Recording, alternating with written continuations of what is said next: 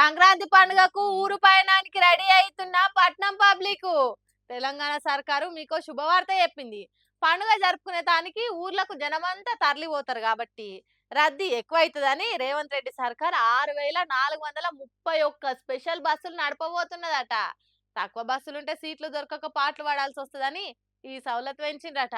అబ్బా, ఎంత మంచి ఆలోచన చేసిందో కాంగ్రెస్ సర్కార్ అని ముచ్చట మొత్తం వినకుండా మురిసిపోకుండ్రి.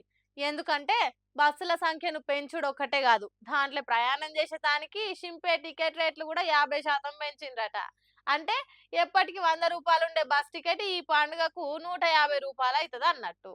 అంటే సంక్రాంతి పండుగను సంబరంగా చేసుకునే దానికి జమ చేసుకున్న పైసల నుంచి కొంత సర్కారు గుంజుకునే ఎత్తేసింది అన్నట్టు. స్పెషల్ బస్సుల పేరుతోని మన జేబులకు కత్తరేస్తుంది అన్నట్టు.